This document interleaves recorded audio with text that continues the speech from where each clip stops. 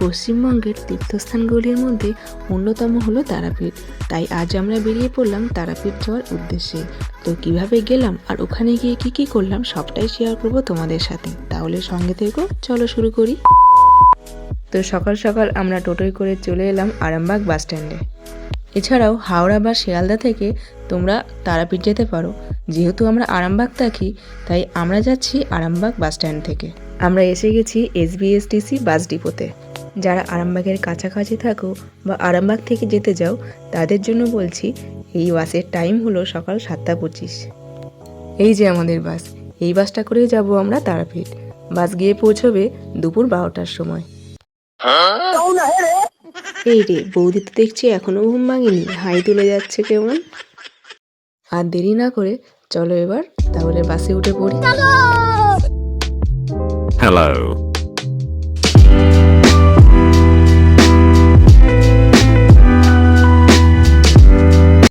অবশেষে আমরা পৌঁছে গেলাম তারাপীঠ।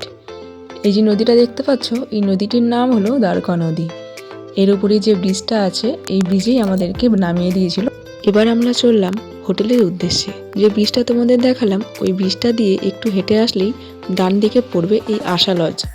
আশা লজের পাশেই যে গলিটা আছে, ওই গলিটা দিয়ে একটু হেঁটে গেলেই আমাদের হোটেলটা পড়বে। অরেঞ্জ কালারের একটি বিল্ডিং। আমাদের হোটেলটা আগে থেকেই বুক করা ছিল। তোমরা চাইলে এখানে এসে হোটেল বুক করতে পারো, কারণ এখানে প্রচুর হোটেল আছে।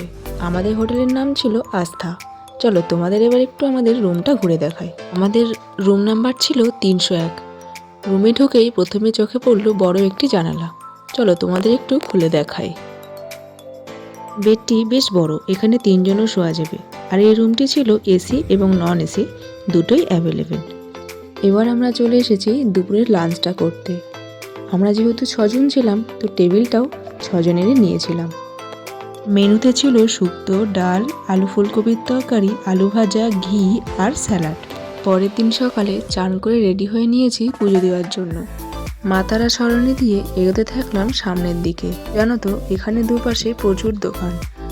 আমরা এই দোকানটাতে গিয়েছিলাম। এখান থেকেই আমরা পুজো দেওয়ার ডালা কিনেছি।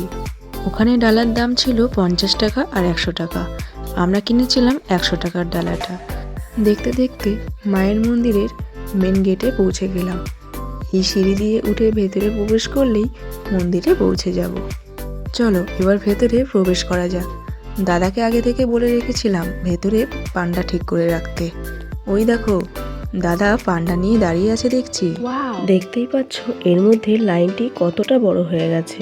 কি জানি কতক্ষণ দাঁড়িয়ে থাকতে হবে। তবে তোমরা যদি তাড়াতাড়ি পুজো দিতে চাও তাহলে 500 টাকা দিয়ে VIP পাস করিয়ে নিতে পারো। তবে আমি বলবো একটু কষ্ট করে হাতে টাইম নিয়ে আসাই ভালো।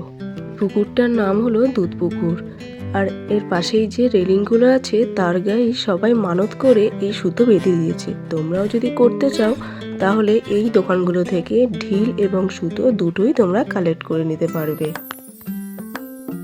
আর এখানেই মায়ের উদ্দেশ্যে পাঠা বলি দেওয়া হয়। আর জানো তো, আমরা যেদিন গিয়েছিলাম সেদিন ভরা অমাবস্যা ছিল, তাই চারিদিকেই শুধু দেখছিলাম যজ্ঞের আয়োজন চলছিল। লাইন শেষ করে এই রেলিং দিয়ে ঘেরা জায়গাটার মধ্যে প্রবেশ করলাম। দেখতেই পাচ্ছ সামনে প্রচুর ভিড় আছে। এখান থেকেই মন্ত্রপাঠ করতে করতে সামনের দিকে এগিয়ে যাব। আমরা মন্দিরের খুব সামনেই চলে এসেছি। সামনেই ঠাকুরমশাই দাঁড়িয়ে আছে, আর একটু পরেই মায়ের মুখ দর্শন পাবো। মন্দিরের বাইরের রংটা খুব সুন্দর, বলুন। ঠাকুরমশাইয়ের সাথে কথা বলেই ভেতরে প্রবেশ করলাম। প্রথমে ঢুকেই দেখি মায়ের পদজোড়া। আমাদেরকে বলা হয়েছিল পায়ের ওপরে এই আলতাটা ঢেলে দিতে। তো ঠাকুরমশাই ঠিক যেমন যেমন বলছিল আমরাও তেমনই করছিলাম। মায়ের পাজোড়া কি সুন্দর, তাই না? চলো তাড়াতাড়ি প্রণামটা সেরে ফেলো তো দেখি। জানো তো, ভেতরে খুব ভিড় ছিল, আর ভিডিও করা বারণ থাকায় তোমাদের মায়ের মুখ দর্শন করাতে পারলাম না। এবারে আমরা যাচ্ছি মোমবাতি ও ধূপ ধরাতে।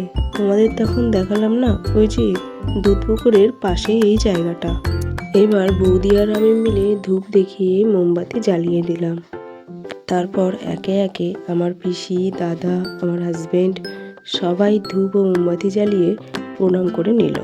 তোমরা দেখতেই পাচ্ছ এখানে কত ভিড়, কারণ এখন মায়ের আরতি হবে 5:30 থেকে, তাই জন্যই গেট বন্ধ করে দেওয়া হয় 7টা পর্যন্ত আরতি হয়। আরতি তো শেষ হয়ে গেছে, এবার তাহলে চলো শ্মশানটা ঘুরে দেখি। এতটাই অন্ধকার যে তোমাদের কিছুই দেখাতে পারছি না, কাল সকালে এসে একবার পুরো জায়গাটা ঘুরে দেখাবো। চলো তাহলে এবার এখানকার বাজারটা একটু ঘুরে দেখি। এখানকার একটি মিষ্টির দোকানে একটি লোক কি সুন্দর প্যাঁড়া মিষ্টি তৈরি করছে। জানো তো এখানকার এই প্যাঁড়া মিষ্টি খুব সুন্দর খেতে, তবে একটু বেশি দাম দিয়ে কিনতে হবে। এবারে সামনে একটু ঘুরে দেখতেই চোখে পড়লো এই চায়ের দোকানটা। মাটির ভাঁড়ে চা দেখে এই জন্য মুখে জল চলে আসলো। মা তো শুরু করে দিয়েছে খেতে। আমার বর এবং পিসি সবাই মিলেই আমরা এই চাটা এনজয় করলাম। তোমাদেরকে তো বলেইছিলাম যে পরের দিন সকালে এই শ্মশানটা তোমাদের ঘুরে দেখাবো। তাহলে চলো এখানকার শ্মশান কেমন দেখতে সেটা একটু ঘুরে দেখা যাক, কারণ আগের দিন রাতের অন্ধকারে তো আমরা কিছুই দেখতে পাইনি। ওই যে দূরে দেখা যাচ্ছে বামদেবের মন্দির, মন্দিরের ঠিক পিছনেই আছে বামাখ্যাপার সমাধি।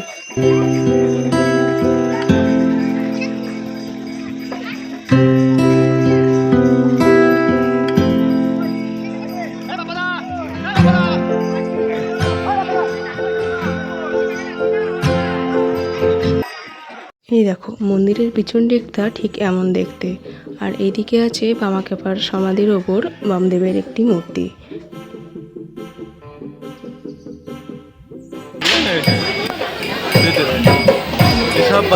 এখানকার শ্মশান তো দেখা হয়ে গেল, তাহলে চলো এবার বেরোবো সাইট সিনের জন্য। এই তো আমরা রেডি হয়ে গেছি তারাপীঠে সাইট সিন ঘুরতে যাওয়ার জন্য। তাহলে চলো কোথায় কোথায় যাব পুরোটাই শেয়ার করব তোমাদের সাথে। আর দাঁড়াও, আমার মাকে রেডি হয়ে কেমন লাগছে সেটা একটু তোমাদের দেখাই।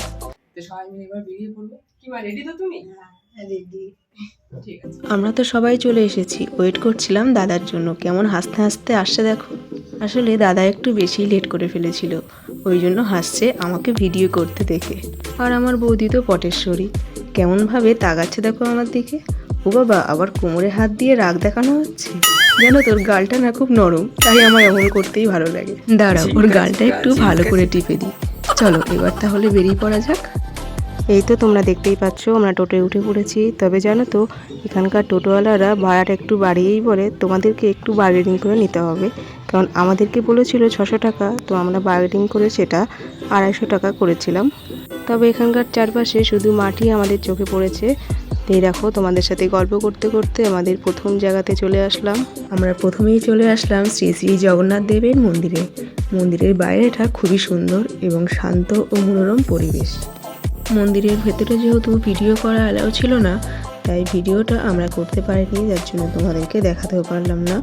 আচ্ছা, তোমরা তো বললে না আমাদের কেমন লাগছে, তাড়াতাড়ি যাও কমেন্ট বক্সে গিয়ে লিখে ফেলো। এই মন্দিরটির নাম হলো শ্রী শ্রী বাঁকারায় শ্রী মন্দির।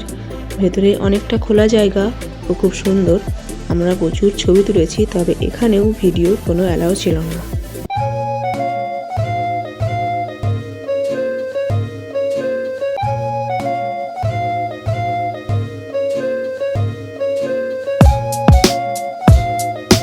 এই জায়গাটির নাম হলো তারাপীঠ বীরচন্দ্রপুরের ইস্কন এক চক্রধাম। দুর্দান্ত ও খুবই সুন্দর এই মন্দির, তোমরা তো দেখতেই পাচ্ছ। আমার তো খুবই ভালো লেগেছে। আর তোমাদের কেমন লাগছে সেটা একটু কমেন্ট করে জানাও। এবার চলে এলাম শ্রী শ্রী নিত্যানন্দ প্রভুর জন্মস্থান নেতাই বাড়িতে। এখানে মোবাইল জমা রেখে ভেতরে প্রবেশ করতে হয়েছিল, তাই কোনো ভিডিও আমরা তুলতে পারিনি। তবু বাইরে থেকেই যতটা তোমাদের দেখানো যায় সেটুকুই চেষ্টা করলাম। আর ভিডিওটা এখানেই শেষ করছি। তোমাদের কেমন লাগলো সেটা কমেন্টে জানিও। লাইক এবং শেয়ার করো, আর আমার চ্যানেলটি সাবস্ক্রাইব করে বেল আইকনটি অন করে দিও, যাতে নতুন ভিডিওর আপডেট পেতে পারো।